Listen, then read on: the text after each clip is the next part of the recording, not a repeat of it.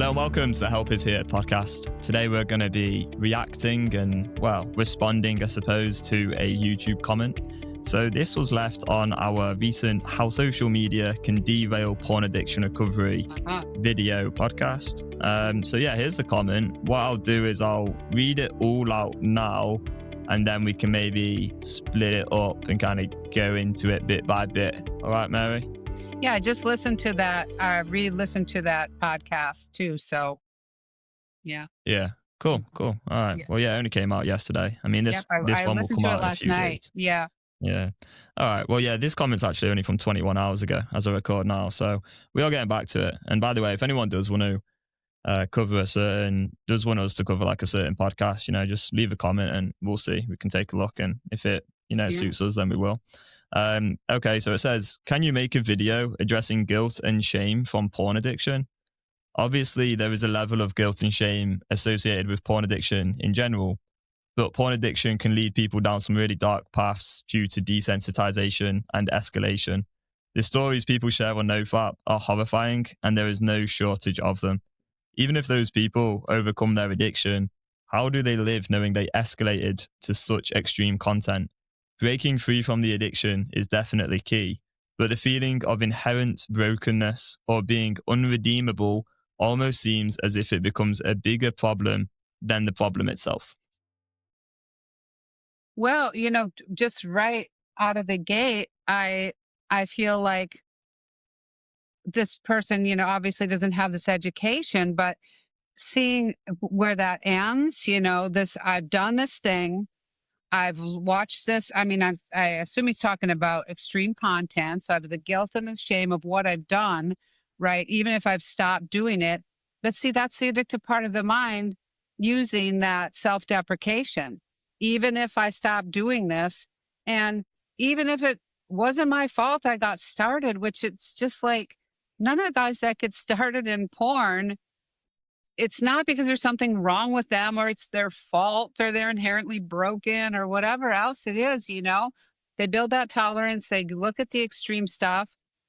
The addictive part of the mind comes down the road, when trying to get them back in the addiction if they're trying to stop. And it's like, no, you did this thing. You did this horrible thing.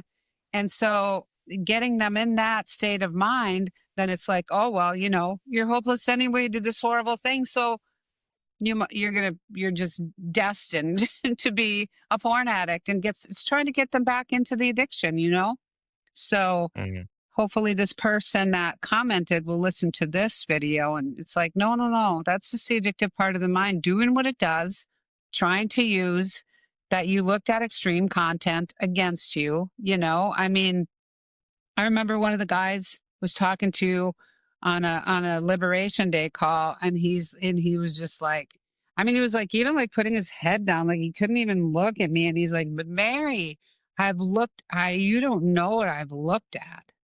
I'm just this horrible person type of stuff, And it's like, no, that's not the truth. So yeah, if that makes sense. Yeah, I think the interesting thing that you said there is how the question this person might think he has, like the problem this guy might think he has right now is like, how do I deal with the brokenness? But I think when you really, really get this problem like inside and out, and you just speak in the beyond compulsion language, you're not even going to be having that question anymore, because you'll realize so deeply that the reason you was looking at that content in the past is because you didn't have the adequate education and understanding and information to deal with compulsive desires. And then for me anyway, look, I can just really talk from my experience and that of our clients, I suppose. But what we see is a lot of guys who join the Beyond Compulsion Academy, they learn the scripts, they deal with the compulsive desires head on, they understand the addictive part of the mind inside and out.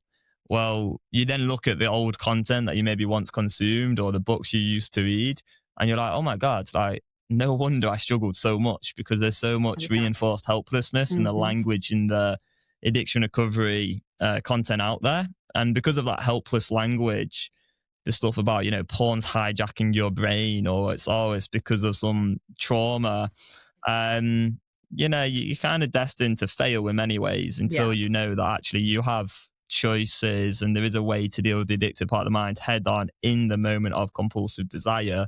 And I think that for me has really helped me deal with the guilt and shame, because it's made me realize on a level I didn't even know was possible that there honestly just wasn't anything wrong with me for having the porn addiction. And like, it's so clear in my mind now, like the tactics and strategies that a part of my mind used to try and get me to Yeah. relapse. Like, because of that understanding of the addicted part of the mind, you can see it almost as like a scientific problem that's being solved, where you've got these different parts in the mind, they're saying different things. And when you understand all of that, you go, okay, well, this is what happened in the past. I get that now. And I can now live the rest of my life without worrying about that anymore, because you've now found a solution that works. And I think that's the answer for me anyway, is like just understanding the problem. Like, once you understand the problem really, really clearly, Hmm. you're not going to have that much guilt and shame, because you're going to realize that, well, in the past, the reason I kept on relapsing is because I didn't understand the problem. And it's like, there's this difference. Like this massive, massive difference between how I think about the problem now versus how I thought about the problem when I was in the porn addiction. And because there's such a big difference in that thinking, there's this massive space where it's just so clear to me that, like, obviously I would struggle with a porn addiction with the level of thinking that I had. And it wasn't about who I am or some inherent intrinsic flaw. It was just the level of thinking and my tools, my information, my approach to the problem in the past. So yeah, I hope that makes some sense. Yeah, it makes sense for sure. And the thing is too, is like, this person is going to be like, oh, here I am. I'm experiencing all this guilt and shame. Can you make a video that tells me how to deal with this? Well, then it's going to go, talk to AI or whatever, go online and find a million different opinions on this guilt and shame and how he is supposed to deal with that. Right. And then it's going to be, you need to go deal with this, get therapy to deal with your trauma, your guilt, and your shame, right? Rather than just simply teaching him that getting caught in this addiction is traumatic, and and and doing it over and over and over and ending up in this extreme content is traumatic. That's not. It's just understanding that you're susceptible to that. That's what's going to happen, and then the addictive part of the mind is going to use that against you, right? Now you've really got this problem. Now you're going to end up in therapy trying to dig up the old guilt and shame and trauma, right? And talk about all those feelings or something, which is just going to make you then even more susceptible to unanswerable questions in the therapeutic process, rather than just going, hey, this is how the addictive part of the mind works. This is why this is happening. It's using guilt and shame to get you to, think there's something wrong with you, inherently wrong with you, so that you engage again. It's just it's a simple having that simple understanding, and then being able to address that addictive thinking in a way that is going to correct it, right? Correct it in your brain, and then allow you to be able to, with that understanding, be able to make a choice in the moment that's going to get you free of the addiction. Um, Yeah. I just feel like, and also to have, I mean, what are you ashamed of, and what are you feeling guilty about when every young guy in the world is susceptible to getting addicted to porn? I mean, it's like, I mean, I've said it a million times, but how could you not? How could you not? Given the prevalent, availability of pornography, and not just like hardcore porn sites or whatever the extreme stuff you go to, but just all the Instagram and all that stuff that's basically, I mean, porn. I don't know where you guys find it initially or whatever, but it's everywhere, right? So, and then again, why would you blame yourself for, I mean, just addiction as it is, and building a tolerance, you go for something more extreme. It's not your fault. You know what I mean? That's not something you should be ashamed of. I mean, the people that are putting out the porn, and the women that are selling themselves, online, they're the ones that should be ashamed, in my opinion, not young guys that are going Yeah. to be totally susceptible to this crap. So, yeah. Yeah, yeah. It's quite interesting in the message they specifically put. obviously there is a level of guilt and shame associated with porn addiction in general. Mhm. And I would say that is probably one of the things that at Beyond Compulsion Academy, we're really working to completely shift, because right now in society, it's almost a given, right? Like the word obviously is used here. It's like, yeah, obviously you're going to feel some shame and guilt around porn addiction. But what I'd love to see in the future, and, this is perhaps a pipe dream, but Yeah. to shift the culture so much that we get to a position where we don't even have that much like guilt and shame around it. And it's just like, Yeah. yeah, like obviously with the level of thinking I had in the past and porn being all around and not really knowing the consequences and not understanding, deprivation. Obviously I got addicted. It's like, well, I don't know how I could have not got addicted. To me, it's Exactly. almost like more weird if someone doesn't get addicted to porn at this point, Yeah. given the information out there on it and the Yeah. accessibility and how prevalent it is and normalized. It's like, well, yeah, of course you're going to get Yeah. addicted to porn. Like, And what just do you expect? having a really clear understanding that one of the categories of junkie thinking is self-deprecation. That is a ploy, that is a tactic of the addictive part of the mind to get you feeling bad about yourself, to get you circling the drain. Then it throws in the junkie thought, well, so just go ahead and use the porn. You just shit anyway. It's like, Mm, what's the point? You're never going to be a worthwhile human being because you did this terrible thing. It's a tactic. And when you understand that tactic, you don't have to fall prey to it. You identify it and go, okay, yeah, this is the addictive part of my mind. Doing the talking, trying to get me to engage. And yeah, it's basic understanding, and it's very empowering, you know? Yeah. yeah, for Yeah. sure.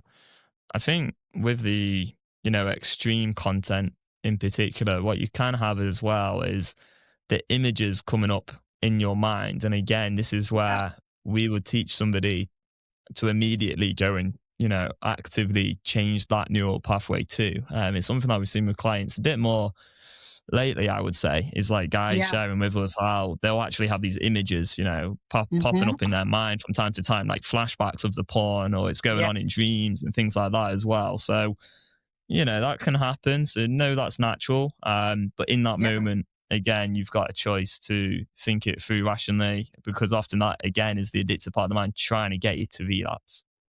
Yeah, because we call them junky images, right? When you have those junky images, then the addictive part of the mind is going to be like, see, you're just wired this way. Yeah. And guess what? You look at enough of anything on a screen, it's going to wire into your brain, and you're going to see those images. I mean, I don't care what it is, you're going to, it's like, go to Hawaii and look at the sunsets and every night, and sit there and look at the beautiful ocean and the waves, and you go to the back to your condo, try to go to sleep, and it's like you're seeing the sunset and the waves. I mean, anything that you look at repeatedly, that's gonna be imprinted in your brain. So you got Mm, these guys that are 10 years old, they're looking at pornography, extreme stuff, and it's like for 10 years or something. Of course that's gonna happen, but it's that understanding that when you rewire that, and you don't have to be afraid of that, seeing those images like, "Oh, there's another opportunity for me to rewire this," right? And as you continue to go, make your choice, and you don't have to be looking at that stuff, that's going to fade. But because it happens, it's not hurting you, because you're seeing an image in your mind. I mean, it's one thing if you're like, okay, oh, there's that image. Now I'm just going to be like, ooh, I'm going to sit there and daydream about this particular porn, whatever. And versus go, oh, there's a junky image. I'm going to think this through, and it's gonna vanish from your mind, from your mm, pathways. It's not going to just continue to come up and continue to come up. That's not going to happen. You know, in yeah, time. I mean, but it's not something to be afraid of. It's normal, and but that can change as well, with rethinking it and making a choice in the moment. It's going to fade until it doesn't happen anymore. And it's not, yeah, it can't threaten you. It can't make you do anything just because you have this image in your mind. It can't make you act on it. exactly. And you That could have makes some sense. glamorization of like what's going on in the mind in that moment. But again, you want to just shift it straight into, okay, well, what were the consequences of like choosing to look at that stuff. And in this comment, they're talking about the Yeah. dark paths and kind of talking about the reality of the addiction and sort of the bad side of it. I don't Yeah. think that's necessarily a bad thing either. Like, you want to install into your mind how dark porn addiction can get and how bad it Yeah. is. But what you don't want to do is then have all these feelings of like shame and blame and self hatred. And I think another thing to just Yes. bring up here is, in the last paragraph, he talks about, but the feeling of inherent brokenness or being unredeemable almost seems as if it becomes a bigger problem than a problem itself. Well, I would disagree. I think the biggest problem is being able to stop the behavior. Once you stop the behavior and you do that in the right way, you're not really going to be feeling like broken at all. Like, you're going to just feel like, oh my God, it's like, I'm good actually. Like, Yeah. I don't have a problem anymore. Yeah. That what does it say? I'm unredeemable. And what else? Yeah. Feeling Inherently inherent broken. brokenness or being unredeemable almost seems as if it becomes a bigger problem than the problem itself. Yeah. Well, it is the big problem with that is that if you don't know that's the addictive part of the mind using that against you, that you're inherently broken and you're unredeemable. Okay, so now if you're inherently broken and you're unredeemable, what's the next thought? So what's the point?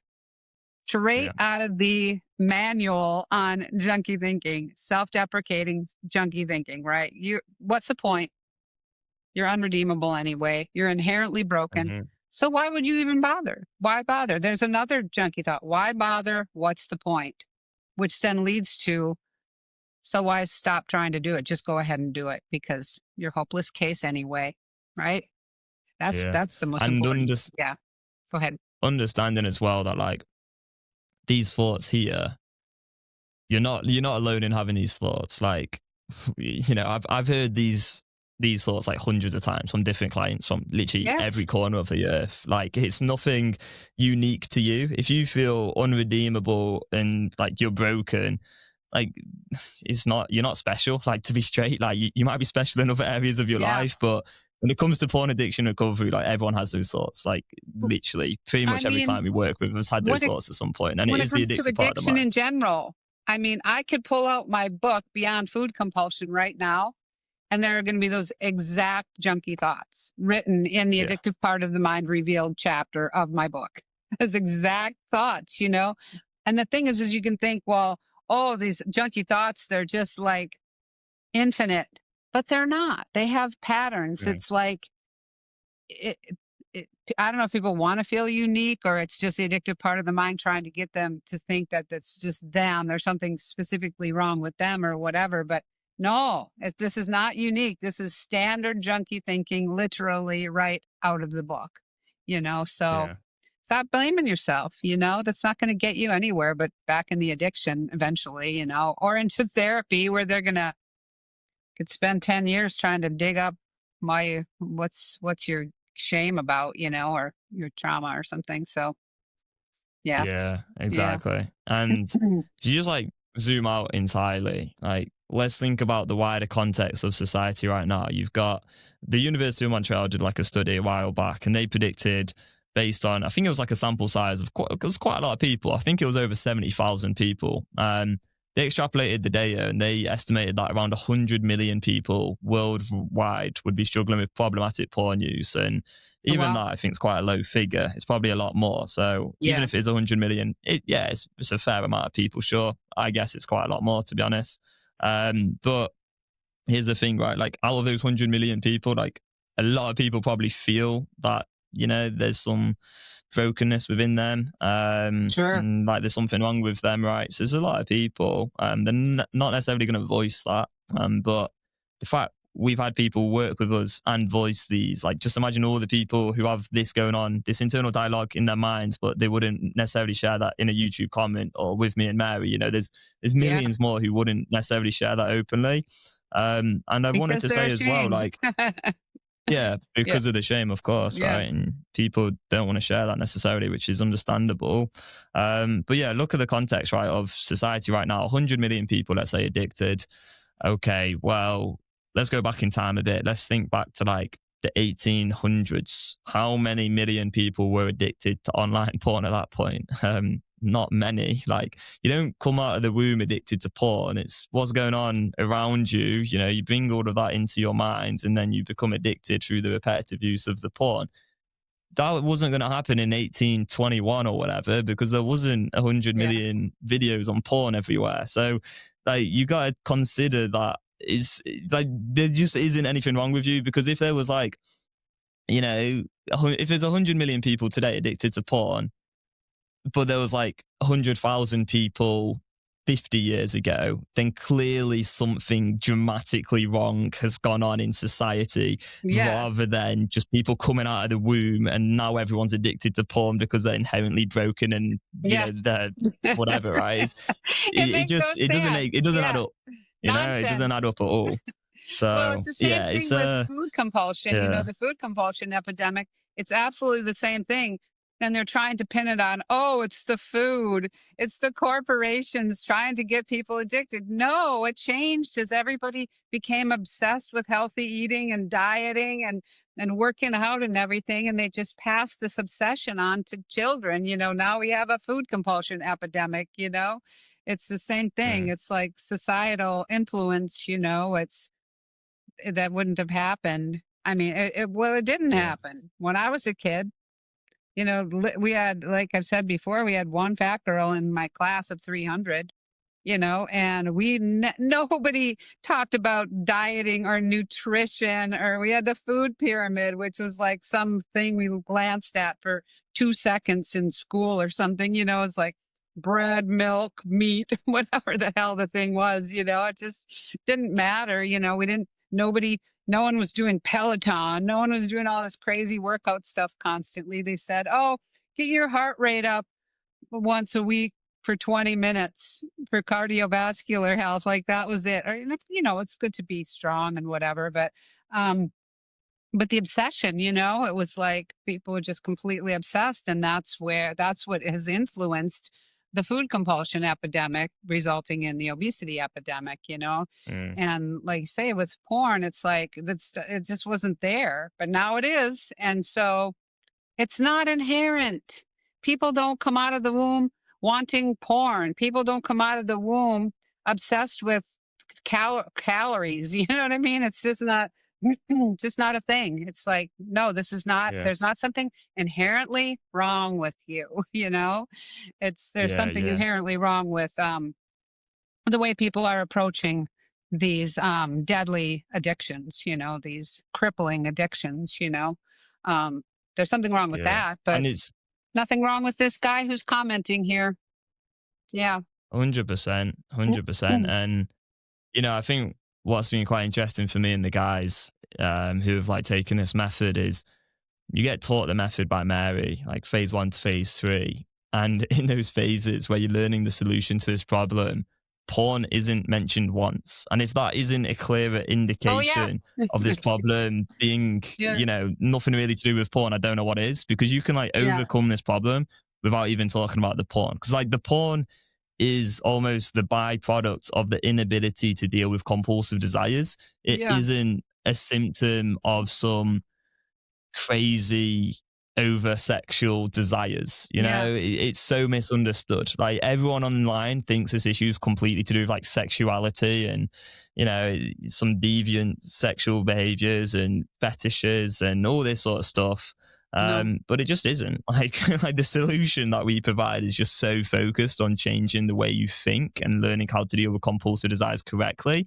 And the compulsive desires, like as time goes on, like what we often find is they can be for a range of things. And yeah, maybe for most people, they do escalate into porn and certain genres, but often it can be, you know, going on social media. It can be eating excessive amounts of food. It can be playing video games. You know, there's all kinds of Yeah. different compulsive desires that people have. And the solution to all of them is really the same. It is just thinking through the choice in that moment of compulsive desire with the script, right? And another Yeah. way in which we would suggest, you know, using a script in that moment of compulsive desire is when someone has an unanswerable question. And like this question here, even if those people overcome their addiction, how do they live knowing they escalated to such extreme content? Because that question is coming from the addicted part of the mind and it cannot be answered definitively.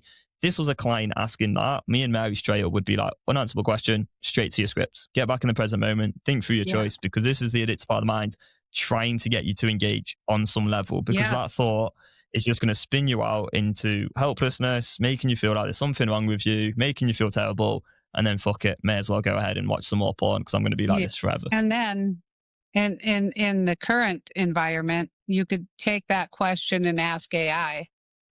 And then AI, I would ask you another question. And it's just like, it would send you to all these different resources to try to answer this question.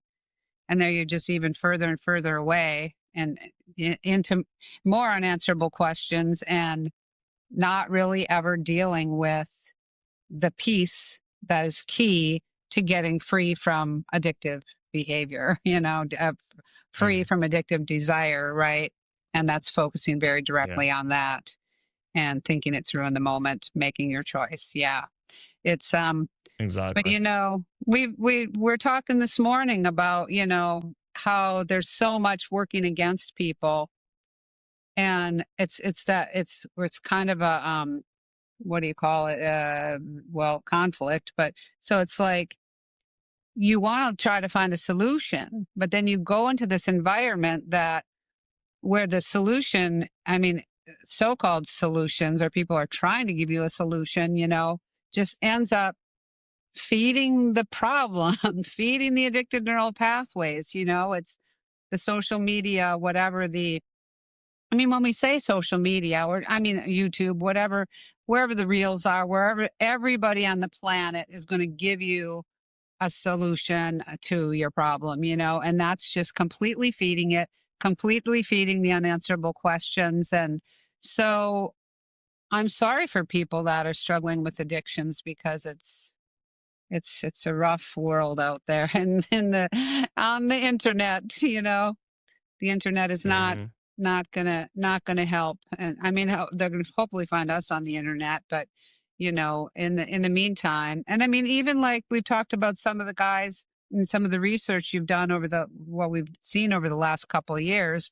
I think one of the things is, if they do relapse, then they go looking for more stuff, right?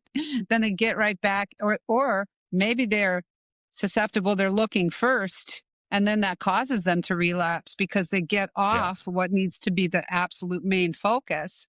It's like, oh, well, maybe well, someone said this, so maybe I should be doing this, or I should this and that and this. yeah, And getting off like the key component, which is thinking through that desire in the moment until it's really solidified in your pathways and you always have control over the choices you make, no matter what behavior it is that you continue to do, even though it's harming your life. So yeah. compulsion. Yeah. The 100%. definition. Yeah. We had Yeah. a we had a client this week actually comment on quite an old post inside a school, and it was quite interesting. I'll just try and find it again.